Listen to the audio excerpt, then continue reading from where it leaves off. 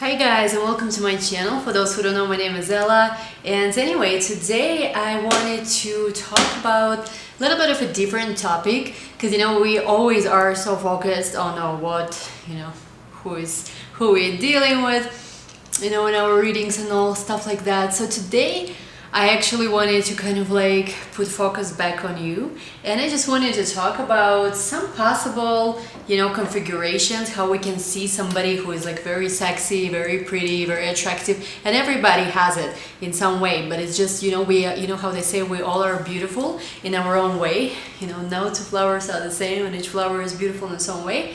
So it's almost like it's kind of like a bit of a, when you know what is the right angle for it, it's easier to tap into, I guess, your own feminine power, your own beauty, your own sexuality, attraction. So today we're gonna discuss what are some of the combinations, how to see like what makes you sexy in astrology, and I'm gonna give you a few examples and also what you need to look for. So first and foremost, it is your, when we look at physical appearance and how, what energy, what vibe we give off to other people, we need to look at our ascendant sign first and foremost, because it is our physical body. It's literally our physical incarnation. So a sign of, of your ascendant will give you a little bit of a hint, what makes you maybe even look better, what makes you feel better. For example, my ascendant is Scorpio, and it's almost like whenever I feel like I don't know what to do, just very quickly putting a bit of a red lipstick, high heels on, tight black outfit does the job. I don't have to think too much. So, and then let's say maybe if you are a Taurus, for Taurus, it's, it's a different energy. Taurus is very earthly, flowy energy. So, if your ascendant maybe, or like another significant placement is in Taurus, you could be more attracted to like beautiful fabric, silk, flowy materials. Like I have this kimono that I recorded some videos, and like, whenever I want to step into my Taurus, energy, I wear that. So ascendant is first point you want to look at. Second is ascendant ruler. So for example, if you are a Taurus rising, your ascendant ruler will be Venus. So Venus is important in general, like even if you are not in the Taurus ascendant, you will still want to see what Venus does, because Venus, it's how we express our femininity, our sexuality, our beauty. So look at Venus. But also look at your ascendant ruler. If you, let's say you are a Virgo rising, Mercury is your ascendant ruler, so look even at Mercury. Looking at Mercury could give you also more hints, how to work with your body, how to work with your physical appearance, with your style, maybe even perhaps. And so we're looking at ascendant, we're looking at the ascendant ruler, we're looking at a Venus for sure, because Venus for a woman is how she expresses your femininity, your sexuality. Like let's say if you have Venus in Gemini, you can be good like even at tomboyish outfits. You could be like 50, 60 even years old, and you look actually younger than your age. You could be just very useful. So for you, like if you are not feeling it, it's probably because you're blocking this energy somehow in your life. For example, I have Venus in Gemini, and I notice that if I don't travel, if I don't learn, if I don't talk, if I don't communicate, like if I don't move quickly, and like learn new things, expose myself to new things every day, I get very stagnant and I disconnect from my femininity. So if you don't feel connected to your Venus, it's probably you're blocking this energy in some way. And and the person, for example, who has Venus in Gemini, they can have, they can look younger, they can just have this very like a bit of not even childlike but useful, something like very useful about their appearance.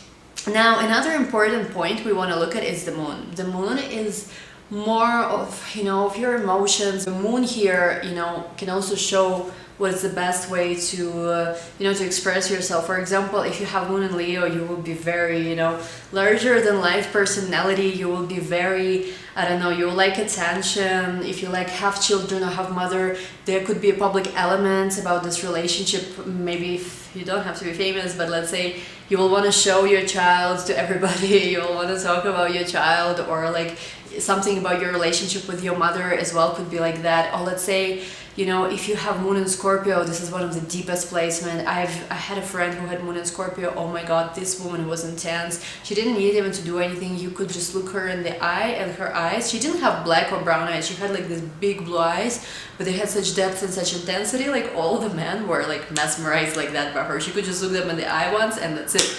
The guy was finished pretty much. So we know that we need to look at ascendant ruler, Venus, moon signs. So this will be some of the signs that show us the beauty, the femininity of a person, and learning just in general a little bit about each of a sign. Seeing what resonates can help you kind of like go in a deeper. I'm not going to go through, of course, each placement and each sign, but kind of like see how I use this example, and it can help you develop, your own method. So another important placement is also, we need to look also at placements of Mars, Pluto, because they are very sexual planets. They're more masculine, but at the same time they also have incredible sexual appeal with them. So if you see, for example, your ascendant or your moon or your Venus or sun sign are sitting very close together to especially Pluto, but also Mars, this can show this a bit of this extra sex appeal, a little bit of this extra even, quality where like people are just like, wow, there is something so deep and so sexy about this person. They don't understand what is it. So I have, for example, I have Pluto in my ascendant, and I don't really have a lot of other interactions of these planets, but on ascendant it's enough. Like a lot of people often get this energy from me. So but even if it's together with your moon or with your Venus, it can signify also like a lot of just like sexual energy, a lot of very like not really feminine here. It's really just raw sexuality, like something, something really, really powerful also like about you. Another place where we want to look at is the 8th house. 8th house is, house of sex, death, taxes, and other people's money, your resources, your husband's money, most importantly. Very good to have there, it's difficult placement, but if you have, let's say, Venus there or Jupiter, you can even be very lucky with partners who treat you well, who give you presents. You could marry rich, or even if you don't marry rich, you can marry somebody who can give you like good, like they can improve your status in some way. There is other factors in the horoscope that we need to also pay attention to, but I've seen it with Venus and Jupiter. If you want to attract money through your partner, it's totally doable. At some point you just kind of like don't care for it anymore, because that's what happened to me when I was younger. I really liked dating guys who were, who had money, who were like powerful. I lived in New York City, you can't blame me for that. But with age, I went into a little bit more of a different side of that direction. I went into more of a spiritual side of 8th house. But still, if you have this configuration, it can make you extremely sexy, extremely attractive, and it can also bring you partners also who will probably treat you very well and will give you different resources if you learn also how to tap into that energy. And how do you tap into this energy? You honor Venus, you honor your femininity. You don't do things that make you disconnect basically from feeling sexy, from feeling feminine. So if, let's say, like working too much makes you feel disconnected from yourself, maybe that's not the right thing to do for you. Or if you feel that maybe like communicating too much with others makes you feel disconnected and drained from yourself, maybe you need to also like reconsider how you do that.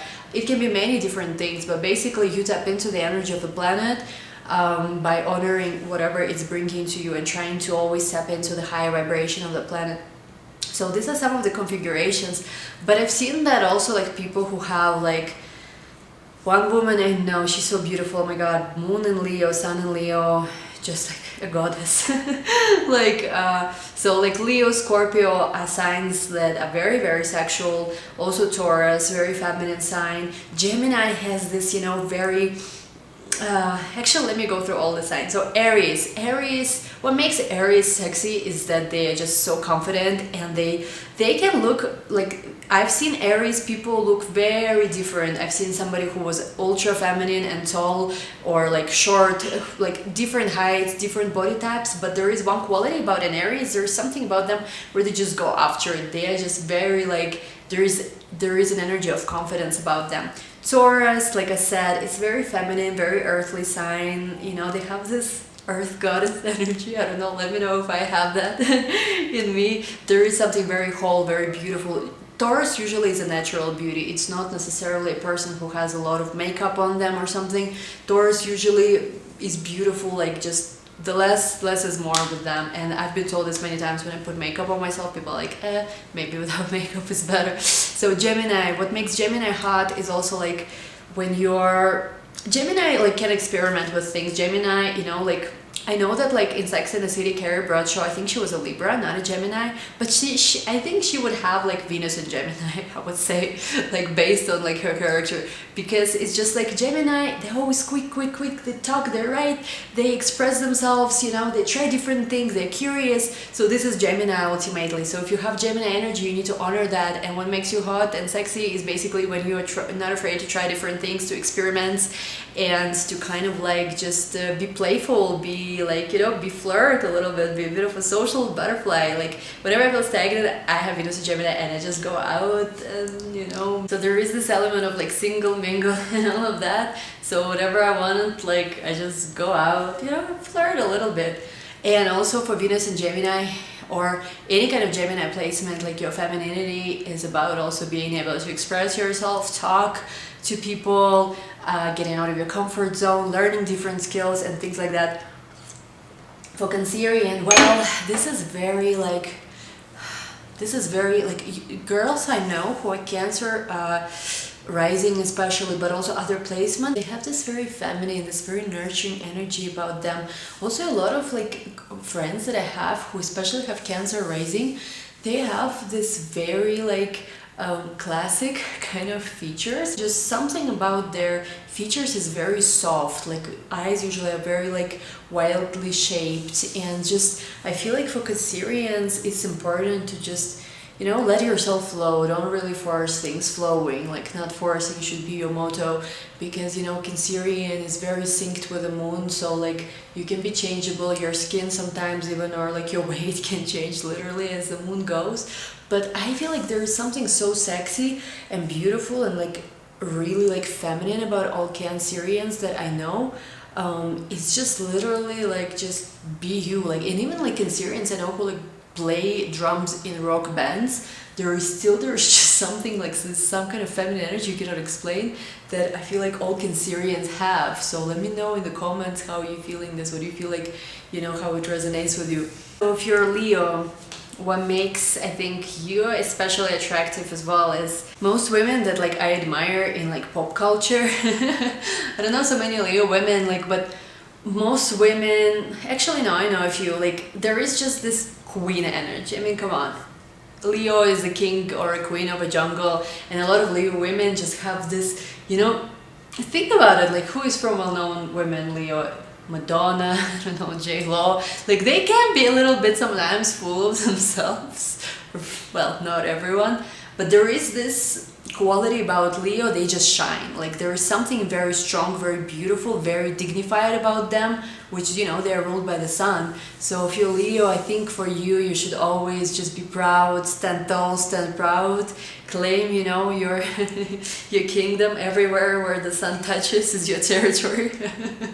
So yeah, Leos, I think it's their light, it's their warmth and big heart that makes them also very beautiful and sexy. If you're Virgo, well, Virgo, I have Moon in Virgo. Virgo is a sign that's really very pure, very whole. It is also like an ultimate earth sign. You know, Virgo, usually like most Virgos I know, have very good, you know, body routine, have something really healthy, really clean about them as well. Sometimes Virgo can give like smaller facial features, especially if it's rising around the sun. Well, I have the moon, clearly didn't apply to me, but there is also a little bit of a youthful element because Virgo is, just as Gemini, is also ruled by Mercury, so there is something very like youthful, very you know, like innocent, almost like it's virgin, you know, said about Virgo. And for be very healthy, be very, you know, when I say healthy, it's not just about diets and everything, it's about, you know, purity of mind, purity of soul, you know, purity of consciousness as well.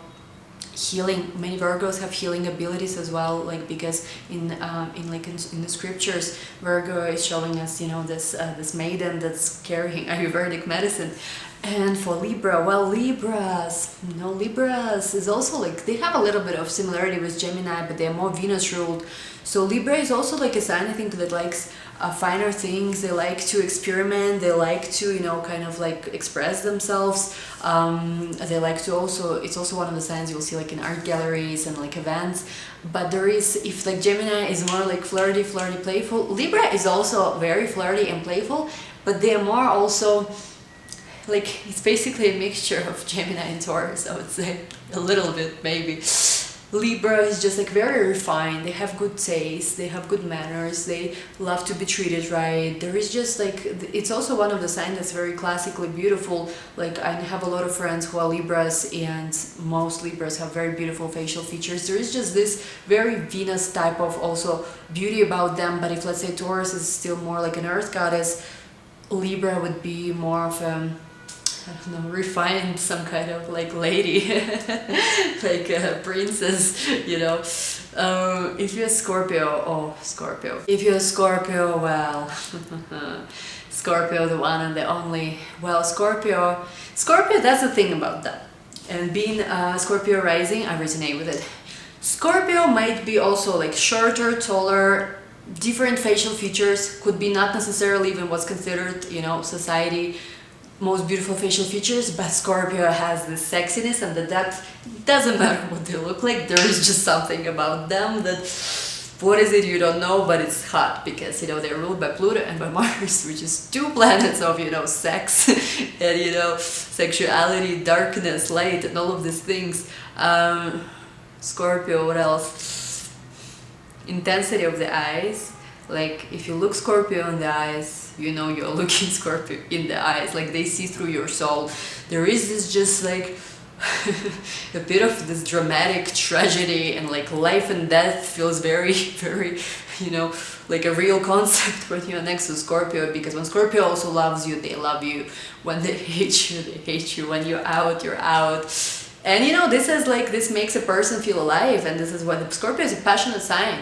It's very deep sign and very passionate sign at the same time. You know how people say, oh, Scorpios are sexy. It's not just like, you know, a kind of like sexy, like as Gemini could be like a very sexy, but sometimes they tend to stay a bit off on the surface. Scorpio goes to the depths, to hell and back, basically. Scorpio just is about everything.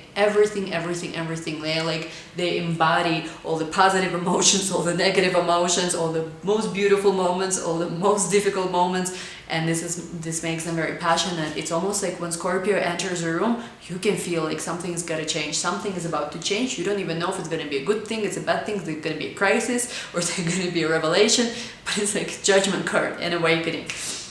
Sagittarius. So Sagittarius, I've seen like a lot of Sagittarius are very much into fitness, and like they have this quality about them of a very like active, also like outdoorsy sign. I always think of Sagittarius as like an Australian. If you're from Australia, like, I don't know. I know it's a stereotype, but like my friend went to live in Australia for a little bit, and she was like, wow, Australians are great, they're always outdoors, they're so full of life, they're so energetic. I was like, oh, they all must be Sagittarius. And to me it's like a long distance country, so I was like thinking, I don't know, it's weird, but in my mind kind of two things climbed. So I'm thinking of Sagittarius as extremely outdoorsy, like traveling type. You know, so probably also like your femininity and sexuality is best impressed where you're just free. It's also a sign of freedom, like being unrestricted, traveling, no borders, no walls, you know, like just freedom of expression, free-spirited. Sometimes, you know, people like that into open relationships. And why? For Sagittarius, Gemini, 7th house, ruling relationship. Gemini sometimes is known to, you know, love two people at the same time. I had it, like this experience myself, so I would say it's true. Capricorn. Capricorn is a sign that don't mess around. I think of like a classic Capricorn as this very, you know, they have their SHAT together. Like they could be work oriented or not necessarily, but I always think of a Capricorn as somebody who has it all together, who knows, like I know one girl, she's a Capricorn, and she's this, like, she's an influencer, she like does travel videos and everything. Oh my god, this girl, I don't even know how old is she. She's like much older than me. She looks super young, and she's just so smart, and she knows how to make anything she wants happen. I am almost getting like this girl could be super hot, super sexual, or could totally make herself a tomboy. Like she's very good with your hands, like she's very practical. And I've seen this quality, by the way, in a lot of Capricorns that I've known. because it's almost like Capricorn has this ability to concentrate, figure out how something needs to be done, and then manifest, execute this in real life. So if let's say she's packing for like Burning Man, she has everything so well put together and so organized. I'm like, oh my god, how like do you even do this? Like, yeah, like, so you know, Capricorn is a sign that works hard, and they just figure out how to put things together, and they go ahead and do it. Good for you, Capricorns. Respect. Aquarius. I have a friend who is an Aquarius. She's a designer. She's a designer and a global nomad. And her energy is, oh my god. She dresses like, for her every day is a Burning Man. Like for her, Burning Man is 365 based on how she dresses and just expresses herself. Like, she's very, you know, she's very pretty, but it like here it's not even about just pretty or not. Her sexuality and her femininity comes from that she's completely Uranus, like she's completely unrestricted. She just does what she wants. She's very free spirited, even though she's from like more like conservative background herself. So it's very interesting, like she kind of like moved away from her family, from her past, so went traveling the world, and she just does whatever she wants. So a lot of this Aquarius beauty comes from also being just pursuing whatever they want. Conspiracy theory, go for it. Traveling the world, go for it. Like, I don't know, creating some kind of unusual art or being designer, go for it. Whatever it is, just like go, basically march to the beat of your own drummer. And Pisces, well, Pisceans are so beautiful as well. Pisceans have this mystical, mysterious, spiritual aura about them. I've seen a lot of Pisces also who have kind of like similar to Cancerians and Libras, also like kind of like sometimes more fair, like fair, not like skin, but fair eyes. Like even if your eyes are dark, by the way, there could be this just something like light. I think it's about the energy. And for Pisceans, I think like I see their aura is kind of like white. And there is just something very like, I know one girl, she's a DJ and she's a Pisces. There is this energy of her, she's an ethereal being from a different dimension. This very like, you know, fairy, almost like energy, fairy goddess. So for Piscean, it's important to like honor their spirituality, to honor just their own like inner world, their fantasy, their imagination. And like white color looks good on Pisces, but also any kind of like fairy like outfits. I don't know, just like being very like flowy, being also very like for me, when I think of a Pisces, also I think of this fairy godmother, like this fairy energy, because you know they're ruled by Jupiter but also by Neptune, so there is an element of being like outer worldly, like think Ariel also from, you know, from the Little Mermaid. So there is this energy also, like sometimes Pisceans also want to move away from their environment if they don't like where they are, and they swim towards the shores where, you know, they want to be. So yeah, anyway, this was my brief just analysis, just a few things I just wanted to do for fun.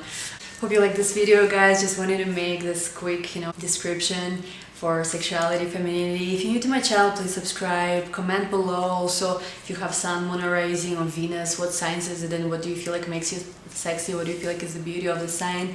And follow me on Instagram. My name there is Astro in Wonderland. So thank you so much for watching. I'll see you next time. Bye bye.